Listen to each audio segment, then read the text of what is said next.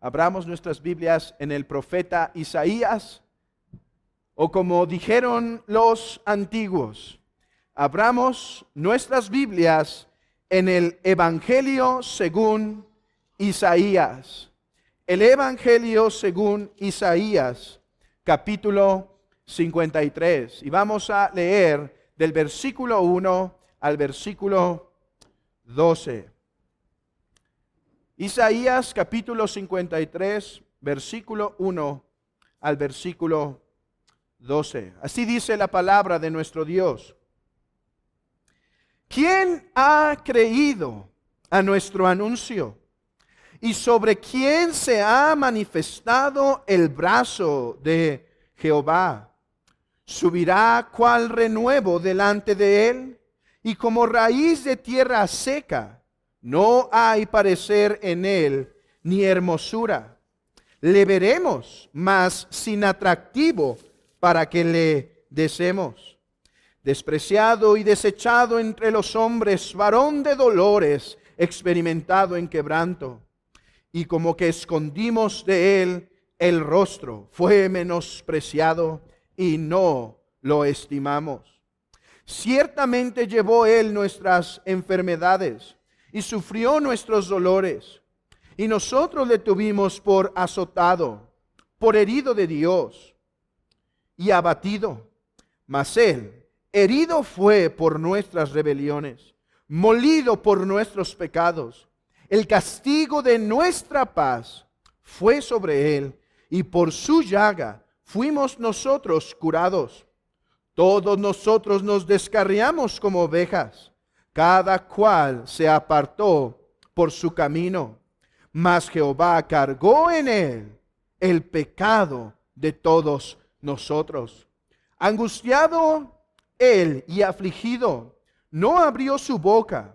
Como cordero fue llevado al matadero, y como oveja delante de sus trasquiladores, enmudeció y no abrió su boca. Por cárcel y por juicio fue quitado, y su generación, ¿quién la contará?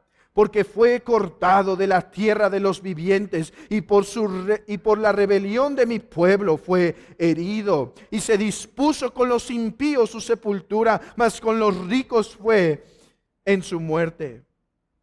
Aunque nunca hizo maldad, ni hubo engaño en su boca, con todo eso Jehová quiso quebrantarlo, sujetándole a padecimientos. Cuando haya puesto su vida en expiación por el pecado, verá linaje, vivirá por largos días, y la voluntad de Jehová será en su mano prosperada. Verá él el fruto de su aflicción, de su alma, y quedará satisfecho. Por su conocimiento justificará mi siervo justo a muchos, y llevará las iniquidades de ellos. Por tanto, yo le daré parte con los grandes, y con los fuertes repartirá despojos, por cuanto derramó su vida hasta la muerte, y fue contado con los pecadores, habiendo él llevado el pecado de muchos y orando por los transgresores. Amén. Esta es la bendita palabra de Dios. Podemos sentarnos. Hermanos, en las puertas, si podemos cerrar, yo creo que ahora las puertas es buen tiempo para hacerlo.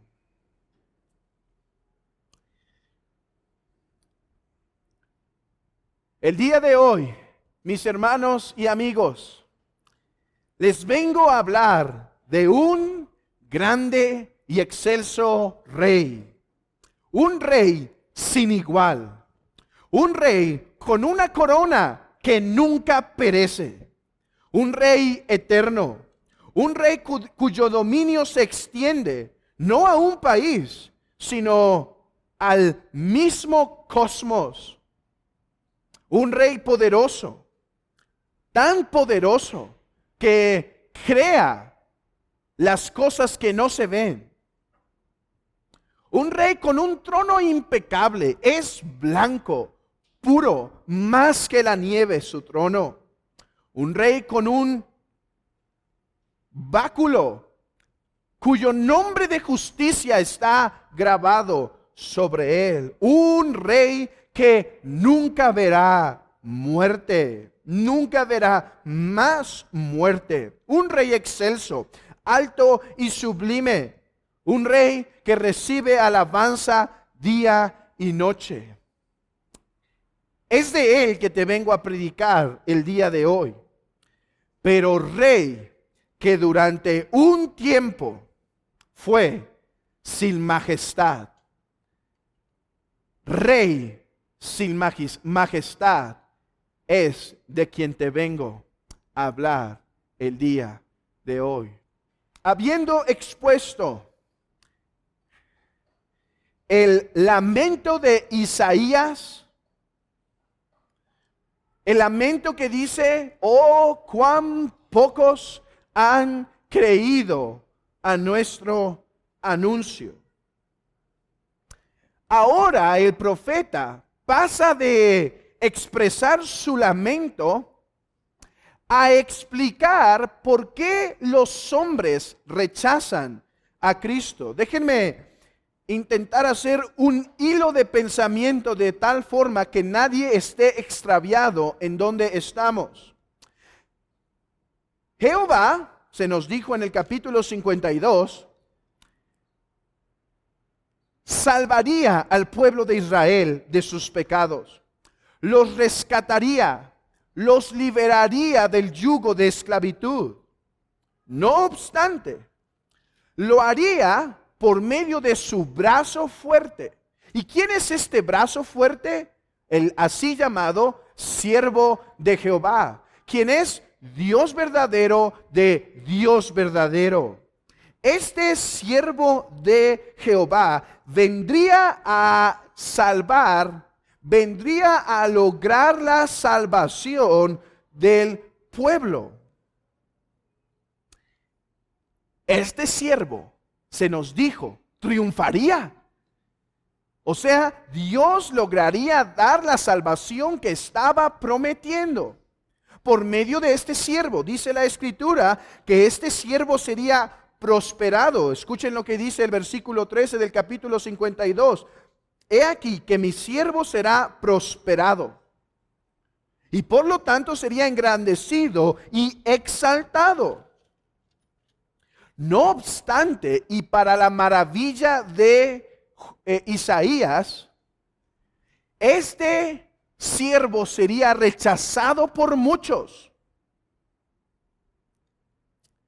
Sería menospreciado por muchos, a pesar de que lograría la salvación que Jehová había prometido. Y la pregunta es, ¿por qué?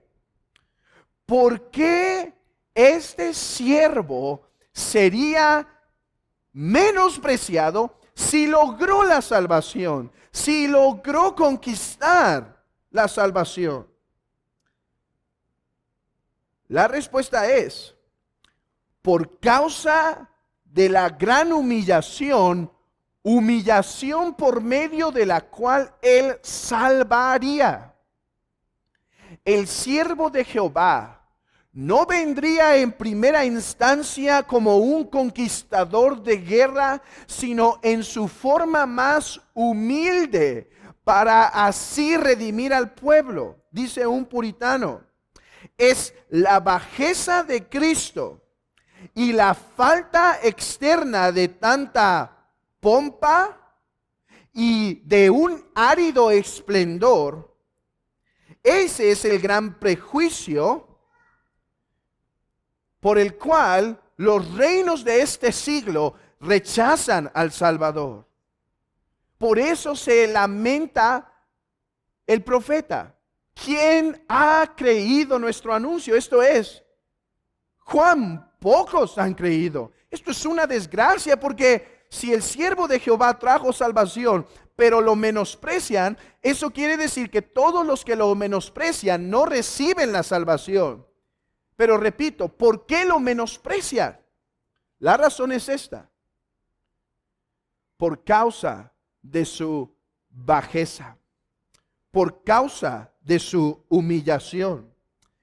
Y esto es lo que tenemos en todo el capítulo 53, del versículo 2 en adelante. La humillación de Cristo. Y el día de hoy me gustaría empezar a describir esta humillación y este sacrificio que Cristo hizo, comenzando con el versículo 2.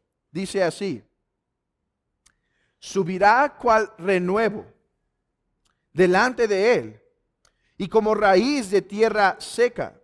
No hay parecer en él, ni hermosura. Le veremos, mas sin atractivo, para que le deseemos. Y antes de comenzar a explicar este texto en sus implicaciones, en su significado y demás, me gustaría dejar en claro en la mente de todos que este siervo de Jehová, al cual nos estamos refiriendo, es sin lugar a dudas nuestro Señor Jesucristo. Este siervo que es glorioso, pero que se humilla voluntariamente, es nuestro Señor Jesucristo. Abran sus Biblias brevemente en Lucas capítulo 1. Lucas capítulo 1. Y leamos desde el versículo 67 la profecía de Zacarías, o la alabanza de Zacarías respecto al nacimiento de nuestro Señor. Zacarías, su padre de Juan el Bautista, fue lleno del Espíritu Santo y profetizó diciendo: bendito el Señor Dios de Israel, que ha visitado y redimido a su pueblo. ¿Pueden ver qué es el lenguaje aquí?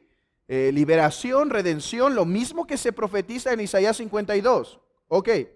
Y nos levantó un poderoso Salvador en la casa de David su siervo, como había prometido en Isaías 52, como habló por la boca de los santos profetas que fueron desde el principio, salvación de nuestros enemigos y de la mano de todos los que nos aborrecen, para hacer misericordia con nuestros padres y acordarse de su santo pacto, el juramento que hizo con Abraham, nuestro padre, que nos había de conceder, que librado de nuestros enemigos sin temor le serviríamos en la santidad y en justicia delante de él todos nuestros días. Y tú, niño, y empieza a hablar de Juan el Bautista. Pero el punto es claro. Zacarías reconoce que el niño que estaba en el vientre de María, ese niño que Juan el Bautista era su profeta, era el poderoso Salvador que había levantado Dios, que había prometido en el pasado. No perdamos de vista esto. A quien nos estamos refiriendo aquí es al Señor Jesucristo. Él es el siervo prometido, enviado a su debido tiempo para dar liberación. Vean las palabras aquí: poderoso Salvador, poderoso Salvador. Claro que fue un poderoso Salvador. El problema es que no les gustó cómo se manifestaría el poder de salvar. Y nuestro texto nos empieza a narrar la gran humillación con la cual este poderoso Salvador rescataría. ¿Cómo? En primer lugar, este texto nos describe este rey poderoso Salvador en debilidad. Cuando dice el texto, subirá cual renuevo delante de él, en primer lugar sí nos deja claro que nuestro Señor Jesucristo crecería agradando a los ojos del Padre en todo. Cuando dice, subirá cual renuevo delante de él, se refiere al Padre. O sea, el Padre y el Hijo en su encarnación viviría delante de Dios. Pero el énfasis aquí está no tanto en que estaría ante los ojos del Padre, sino yo creo en las palabras subirá cual renuevo. Un renuevo. ¿Qué es un renuevo? Un renuevo es un tallo que brota de un árbol o de una planta después que han sido podados y cortados. Es un pequeño tallo insignificante, con poca fuerza. Renuevo, por lo tanto, aquí implica debilidad. Alguien dijo que renuevo es una planta tierna, una rama débil, una planta que está muy lista para ser destruida. No es el tronco grande que te cuesta mover y que aun si tuvieses un arma como el machete, tendrías que pasar un largo tiempo. Esta es una que con tus mismos dedos podrías llevar abajo. Y esta es la descripción de este poderoso Salvador. Sería como un renuevo, un pequeño tallo. ¡Qué gran choque! El gran Salvador es comparado no con un cedro, sino con un renuevo. Y esto describe de forma apropiada la forma en debilidad en la que vino nuestro Señor. Describe apropiadamente la debilidad que Él tomó para salvar. Esto concuerda con lo que dice el profeta Isaías en Isaías capítulo 11, versículo 1. Dice, saldrá cual renuevo del tronco de la descendencia de David. O sea, el reino de David sería tan lastimado que lo único que quedaría sería un tronco cortado. Y de ahí saldría el Salvador. Podemos ver la debilidad de Cristo en varias formas. En primer lugar, tomó forma de hombre, carne y sangre. Carne y sangre Él tomó. Padeció cualquier debilidad que los hombres padecen, excepto pecado. Pasó una debilidad física. Necesitó descansar. Pasó hambre. Pasó sed, tuvo tristezas. Jerusalén, Jerusalén, que matas a los profetas. Lloró cuando su amigo Lázaro murió. Debilidad. Debilidad fue algo que caracterizó el cuerpo, la humanidad de nuestro Señor Jesucristo. Además, no apareció a una edad madura donde era capaz de defenderse y conquistar, sino nació en su debilidad plena, en los brazos de su madre, indefenso en todos los sentidos. Nuestro Señor Jesucristo, en su humillación, apareció en gran debilidad, nacido como un bebé incapaz de salvarse. Él estuvo en su infancia en grandes peligros en la mano de Herodes. Y aunque perseveró, no fue por el poder de un ejército, sino a través de huir. A través de huir. No nació en un reino poderoso que pudiese defender a este Salvador en sus momentos de debilidad. Nació como bebé, siendo débil, aún para rescatarse a sí mismo y teniendo que estar en los brazos de su madre y huir así de lugar en lugar. ¿Y quieres conocer la máxima manifestación de la debilidad de este Salvador? Contémplalo colgado en la cruz. No tuvo ejército que lo defendiera, y cuando uno de ellos intentó actuar como soldado, Pedro, le dijo: guarda tu espada porque no es necesario. Él vino en debilidad voluntaria. Eso es lo que debemos entender. Esta debilidad no era una debilidad natural, sino una debilidad adquirida. Esto es, al tomar carne, Él decidió pasar por toda esta debilidad y humillación. Y decidió estar colgado en el madero, sin ayuda de nadie, sin poder descansar su brazo sobre alguien. Decidió estar ahí porque era a través de debilidad, era a través de esta máxima debilidad que Cristo vencería. Al ponerse como nuestro sacrificio voluntariamente. Debía ser como un cordero llevado al matadero que no abría su boca. Delante de sus trasquiladores no se defendía. En esa debilidad Él apareció a causa de que debía llevar nuestros pecados. Si Cristo hubiese venido con el poder de su gloria, con ángeles a través de Él, hubiese destruido el mundo, pero Él no venía a destruir el mundo. Él venía a salvarlo, y la única forma de salvarlo era colgado en debilidad en el madero. Y por esto lo rechazaron.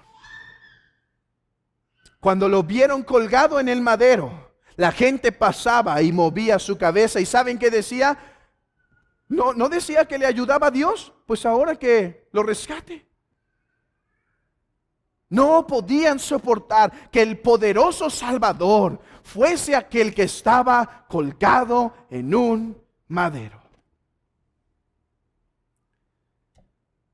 Pero nuestro texto no solo nos habla de la debilidad cuando dice, subirá cual renuevo delante de Él.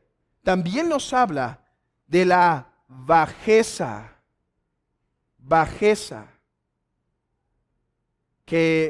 o humillación que Cristo tendría. Como raíz de tierra seca.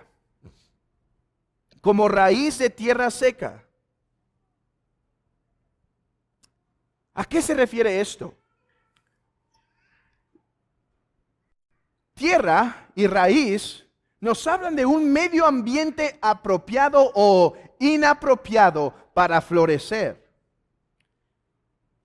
Y el punto del profeta Isaías es que todo el contorno de el Mesías, de el Cristo, de el Salvador, estaría más adaptado a humillación, a bajeza, que a exaltación. Por ejemplo, déjenme dar algunos ejemplos de la vida de nuestro Señor donde esto se hace claramente palpable. Su madre de gran sencillez, su padre adoptivo, un hombre también sencillo. Esto lo sabemos por la ofrenda que llevaban al templo cuando Cristo iba a ser circuncidado. Llevaban 2 palominos. ¿Por qué? Porque esa era la ofrenda que los más pobres en el pueblo de Israel podían dar. Solamente 2 palominos en ofrenda a Dios. Y en ese contexto nació como raíz de tierra seca. Raíz, una que tiene el potencial de crecer, pero tierra seca, un ambiente que era de humillación entre el pueblo. Su nacimiento en un pesebre. Vayan a ver al rey de los judíos. ¿No decía eso el ángel a los pastores? Vayan a ver al rey de los judíos. En la casa de David ha nacido un gran rey. ¿Y dónde estaba postrado nuestro Señor? ¿Dónde estaba postrado el gran Salvador? En un pesebre. No tuvo ni siquiera un lugar, no tuvo sábanas limpias, no tuvo esa gran estructura que hoy en día solemos hacer para recibir a un nuevo bebé. Nació en premura, no había lugar para él. Huyendo de Herodes, escapando en las diferentes circunstancias. Tocando para ver si le dejaban entrar y entonces poder dar a luz a este niño. Ese era el poderoso Salvador, el indefenso bebé en el vientre de María, que nace en las circunstancias más sencillas imaginadas. Pero Él es el poderoso Salvador. Su lugar de nacimiento, Betlehem. Belén. Belén es donde nace. Una ciudad insignificante en ese tiempo. Cuando crece, No tiene ni siquiera dónde recostar su cabeza. No es un rey con grandes posesiones. Es un hombre que no tiene en qué recostar su cabeza. Su equipo, no grandes guaruras o parte del ejército, sino hombres débiles, pescadores con muchas debilidades y muchas veces cobardes.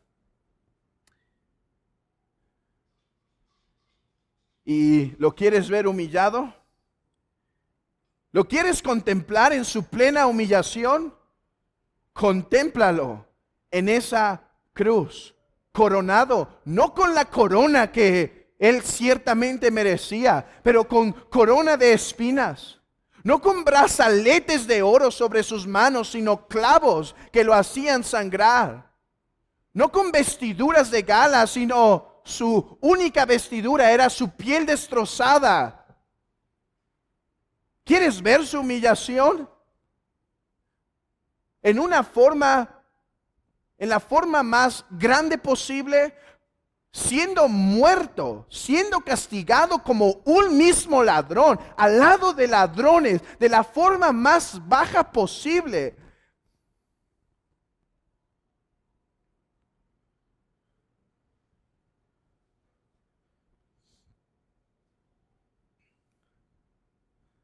La bajeza, la humillación, ciertamente fue la marca de su vida. Te estoy describiendo al gran Rey Salvador.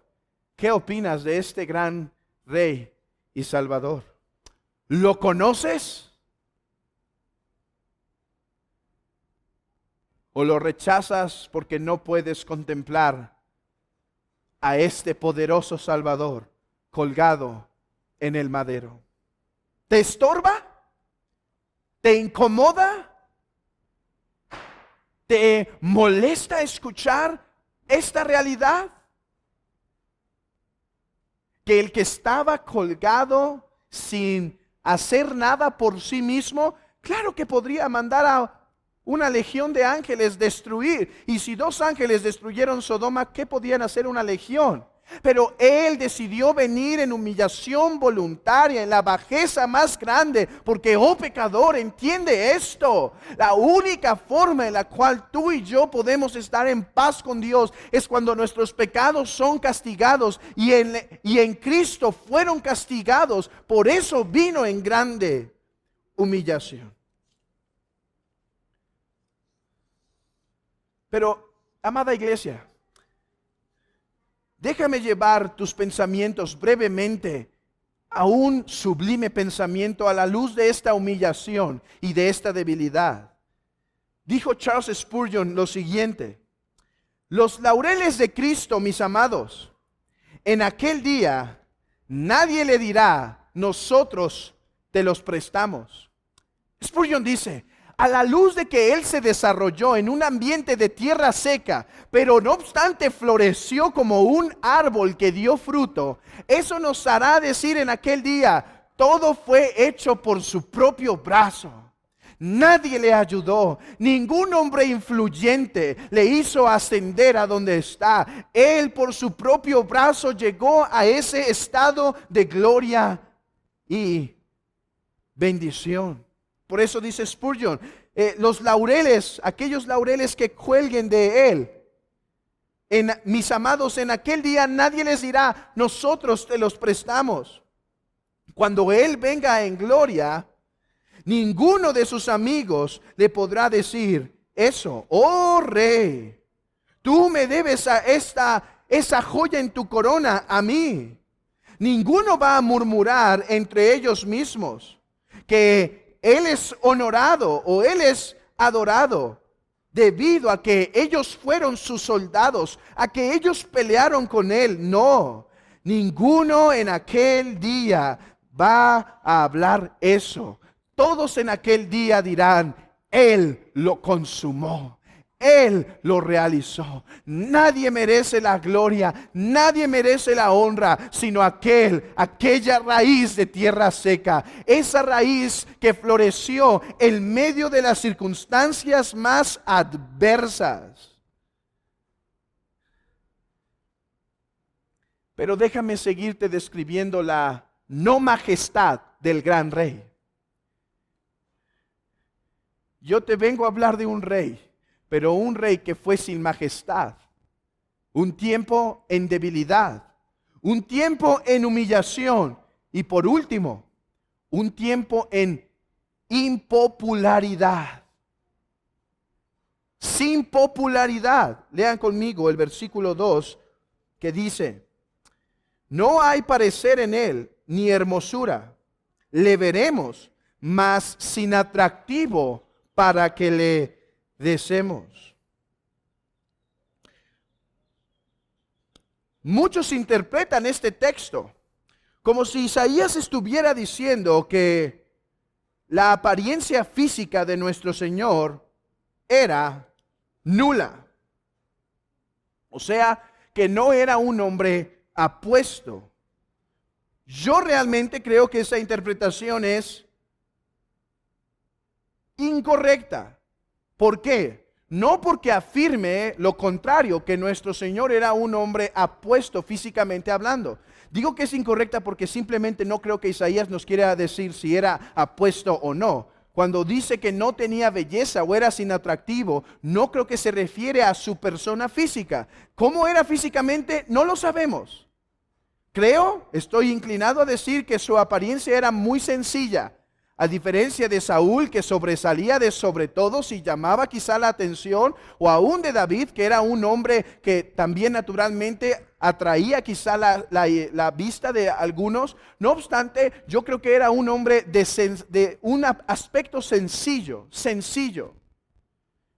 Pero si Isaías está diciendo que era apuesto o no apuesto, no creo que es lo que el texto quiere decir. ¿Qué es lo que este texto quiere decir? Yo creo que la palabra impopularidad transmite la idea. ¿Qué quiero decir por impopular? No que era poco conocido, era muy conocido, pero era poco atractivo en el sentido de seguirlo, en el sentido de buscarlo, en el sentido de apropiarse de sus palabras. Déjenme demostrar esto a través de 4 puntos sencillos. 4 cosas en las cuales nuestro Señor fue desagradable para el mundo. Por ejemplo, en las obras que Jesús hizo.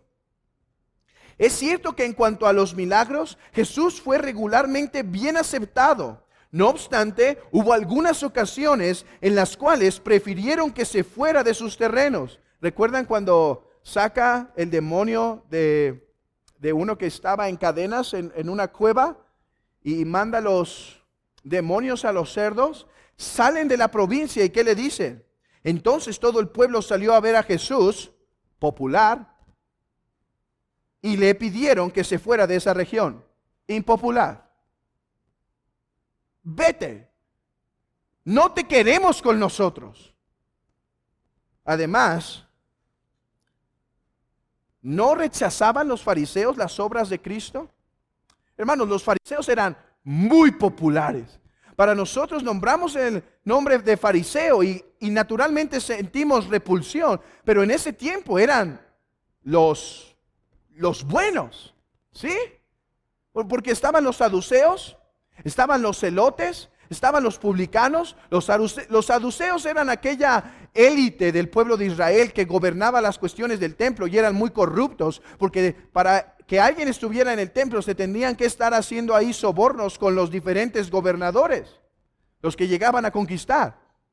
Los celotes pues eran hombres muy rudos que algunos lo querían, pero en realidad eran tan agresivos que eran muy de una sola pensamiento y eran quizá un tanto desechables por la sociedad. Los publicanos no los querían. Aquellos judíos que cobraban impuestos por Roma y abusaban muchas veces. Pero los fariseos eran los santos del pueblo. Eran los que estaban cerca del pueblo, eran los que oraban con el pueblo, los amaban. Y esos que tanto el pueblo quería, rechazaban las obras de Cristo. ¿No lo buscaban para matarlo cuando sanaba a los hombres? ¿Qué tal cuando levantó al hombre paralítico y no decían, oye, ¿por qué haces esto en el día de reposo? Lo aborrecían. Entonces, a esto me refiero cuando digo que es impopular, que era rechazable, que cuando hacía obras, no todos lo recibían, sino que lo despreciaban. Era además impopular por su carácter. Su carácter santo producía que las personas hipócritas se alejaran de él. Por su enseñanza. Era impopular por su enseñanza. Mientras que algunos se asombraban porque enseñaba como uno que tiene autoridad y no como los escribas, otros no obstante se ofendían. ¿Qué pasó en Juan 6 cuando les dice, el que no come y el que no bebe mi sangre no tiene vida eterna? Los hombres dijeron, esas palabras son muy duras, ¿quién podrá resistirlas? Y dice que gran parte del pueblo se fue. Jesús hablaba del pecado de los hombres y la realidad del infierno. El llanto, el lloro y el crujir de dientes. Impopular. Jesús enseñó a los hombres sobre el arrepentimiento, que el perdón de pecados es solo por arrepentimiento y fe. Impopular. Jesús dijo ser el único mediador. Escucha esto. Nadie que no ponga su esperanza en Cristo irá al cielo. Ninguno. Impopular.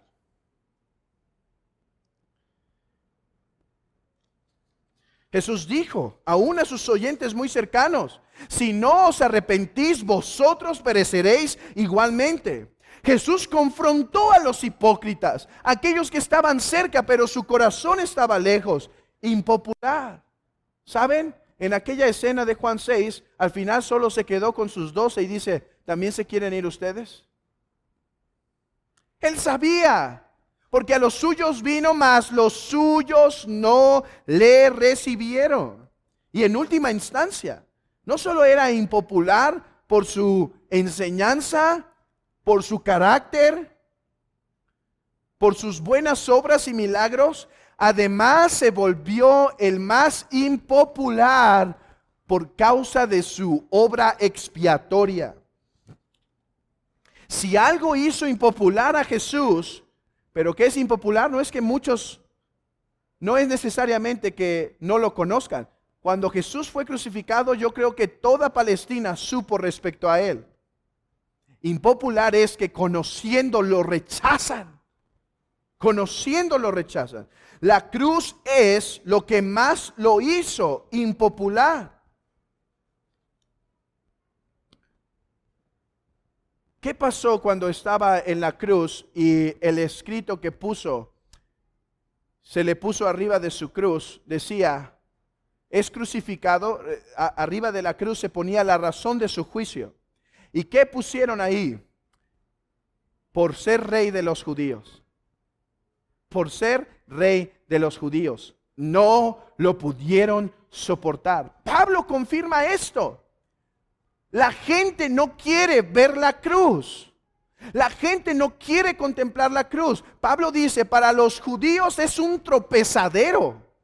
Para los judíos es la piedra que los hace tropezar y los hace caer hasta el punto que lo menosprecian, hasta el punto que lo desechan, hasta el punto que lo toman en algunas ocasiones como la vergüenza del mismo Israel.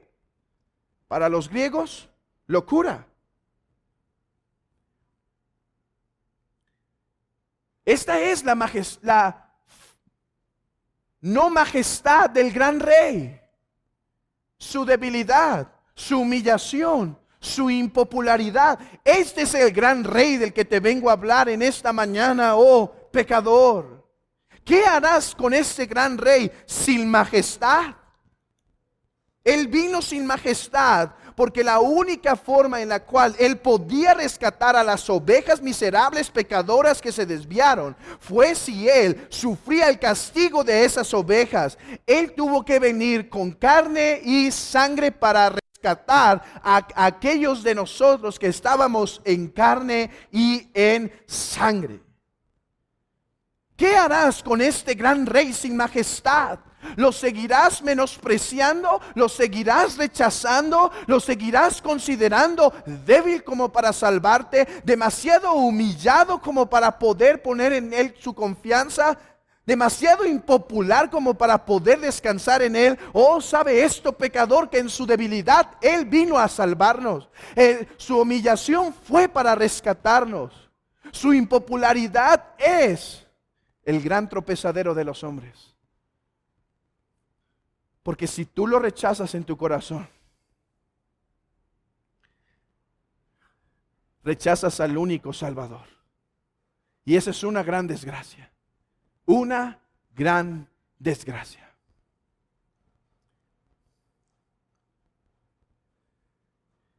Entiende esto hoy.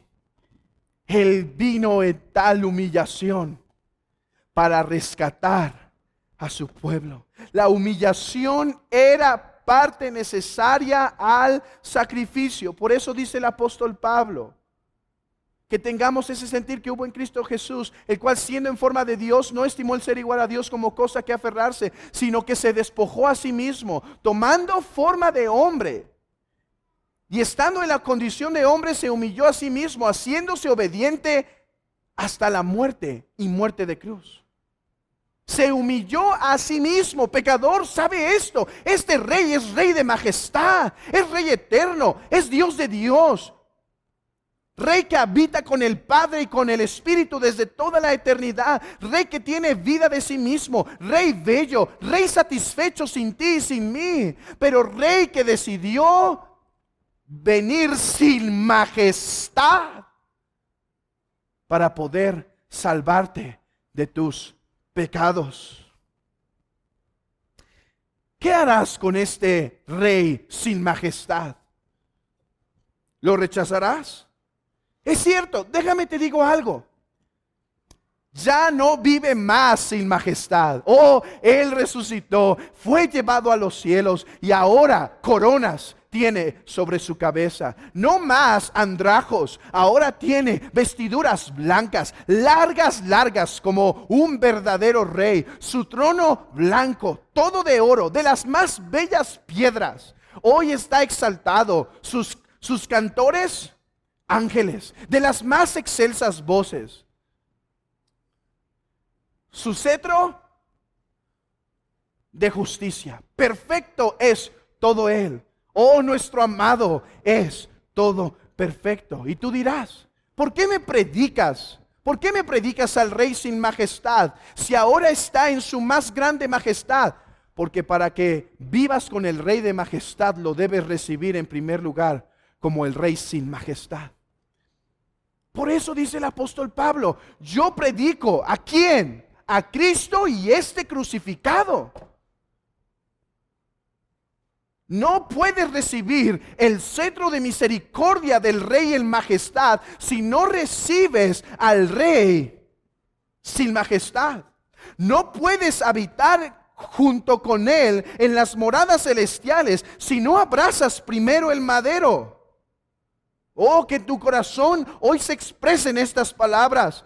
Señor de gloria, Rey de toda majestad, tú que me debías fulminar con tu justicia, tú que debías mandar a tus ejércitos a aplastarme, a pasar sobre mí, a pasar su espada de justicia 1000 veces por cada una de tus legiones. Tú que debías pisotearme, porque contra ti me he rebelado. Oh, pero tú, Rey que veniste sin majestad, cariñoso Salvador, que dejaste tu gloria para salvarme a mí, miserable pecador, te recibo, te acepto, te abrazo, tanto en el pesebre de tu humillación, como en la debilidad de tu caminar, como en la cruenta cruz. Te agradezco por lo que padeciste, Rey sin majestad, y te recibo a ti, glorioso Salvador. Y entonces podrás ver la hermosura del Rey sin majestad y el Rey de toda majestad.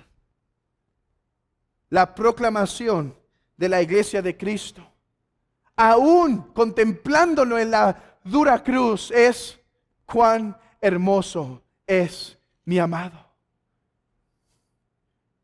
Oh, para la iglesia de Cristo, la humillación de nuestro Señor son dulces cánticos a nuestros oídos. La humillación de Cristo son dulces y tiernos cánticos para su iglesia.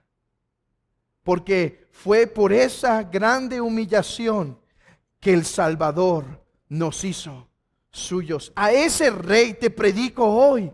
¿Qué harás? ¿Lo rechazarás porque no te gusta este Rey sin majestad? La iglesia dice de él: mi amado es blanco y rubio, señalado entre 10,000, su cabeza como oro finísimo, sus cabellos crespos, negros como el cuervo, sus ojos como palomas juntos a los arroyos de las aguas, que se lavan con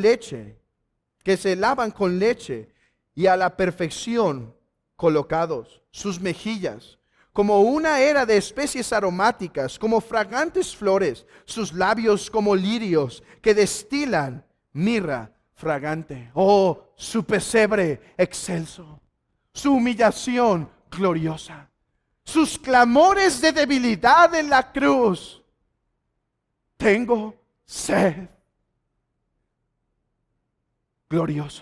Gloriosos cánticos. Oh, bendito Salvador, Rey de gloria, que decidió venir sin gloria. ¿Qué harás con este precioso Salvador, tú que no estás en Cristo?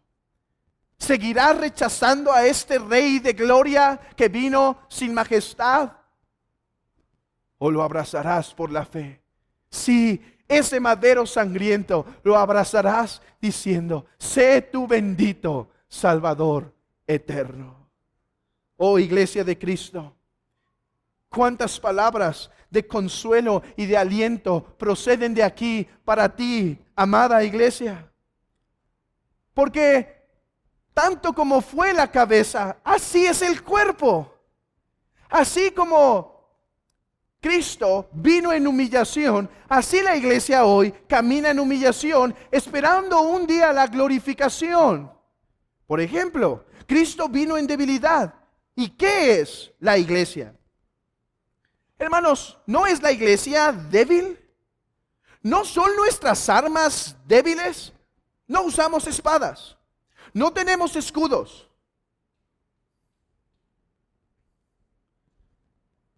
Parecería que esta podría ser destruida en un momento. ¿No tenemos grandes hombres entre nosotros? Mucha debilidad. No obstante, así como nuestro Salvador vino en humillación, así la iglesia, pero esta es guardada por el poder de Dios. Tan tierna como es nuestra religión, esta está más allá del poder de Dios para destruirle. Tan débil como esta es, esta nunca caerá, ni nosotros caeremos con ella. Nuestra fe parece débil, nuestros esfuerzos parecen débiles. No obstante, la iglesia del Señor se mantiene firme porque es sostenida por el poder de Dios, pero tenemos que reconocerlo. La iglesia camina en debilidad, mis hermanos.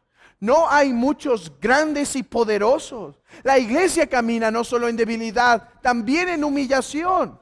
Hermanos, ¿quiénes somos? ¿Quién es grande entre nosotros? ¿Quién se levanta entre los poderosos? Que se levante si hay uno grande entre nosotros, porque queremos saber de él. Dios ha salvado poderosos durante todo este tiempo de la iglesia, pero Él se complace en salvar más bien a don nadies. ¿Sabes? A veces tengo un poco de problema con el cristianismo de nuestros días. Creo que algunos de ustedes saben, hermanos, el amor que tengo por el estudio de la teología y lo tanto que promuevo la necesidad de estudiar teología. Pero creo que parte de nuestro cristianismo no le gusta saber que éste caminará como camina su Salvador. Algunos andan por ahí intentando proclamar todos sus diferentes grados académicos para no sentirse en humillación. Ya hoy en día la iglesia ha equiparado, así como hay una universidad del mundo, hay una universidad cristiana. Hay maestría en el mundo, ahora hay maestría en el cristianismo. Hay PhDs en el mundo, doctorados, ahora hay doctorados en el cristianismo. Y no estoy en contra de todo ello ni en la educación que promueven. Ustedes conocen mis posturas sobre esos, pero siento que muchos proclaman eso porque no les gusta saber, no les gusta sentir que son don nadies.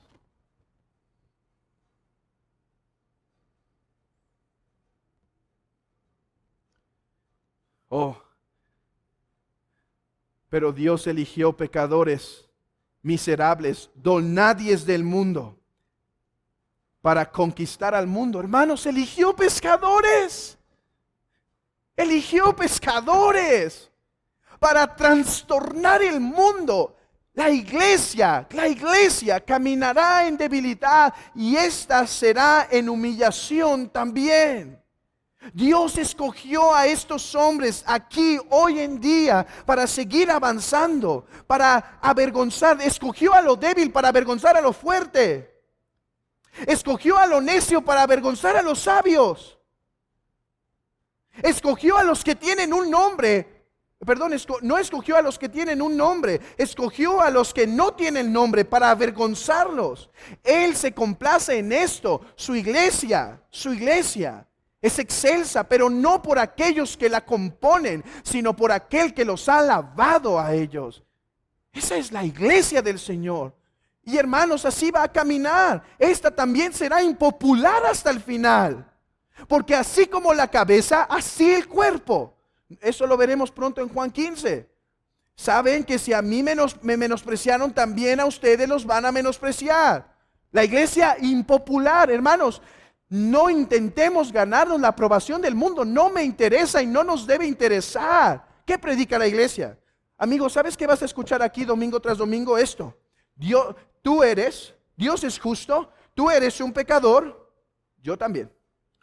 Dios ha preparado el infierno para los pecadores, pero Dios ha enviado un Salvador. Mensaje impopular.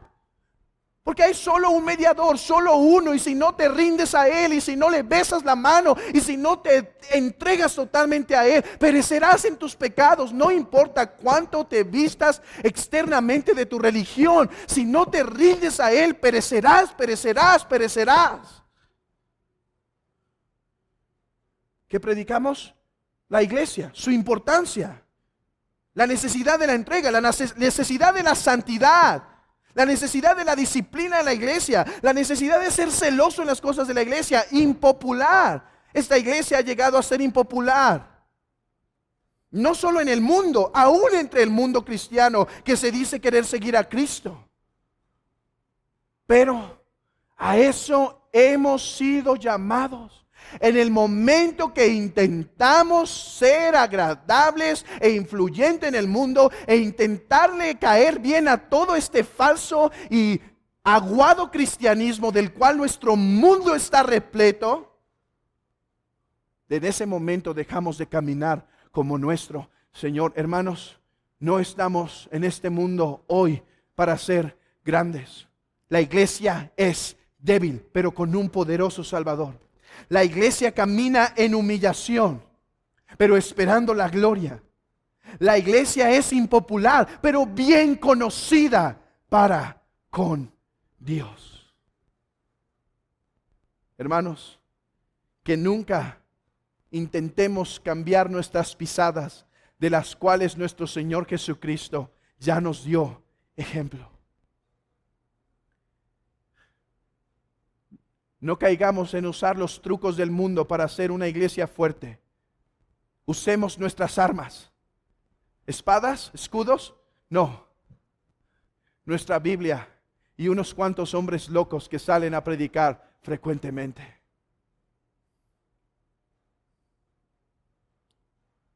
No usemos los trucos de este mundo. Sigamos siendo una iglesia débil, poderosa en Dios. Caminemos en la humillación que el Señor nos ha llamado. Él se complace en usar lo que no es. Estemos contentos con ser impopulares, pero seamos fieles al Salvador. Seamos fieles al Señor. No nos cansemos de agradarle a sus ojos, que el mundo nos aborrezca, pero que Él tenga complacencia en nuestras acciones. Hermanos, el que quiera vivir piadosamente padecerá persecución, pero que Él tenga la gloria. Que el Señor edifique a su iglesia.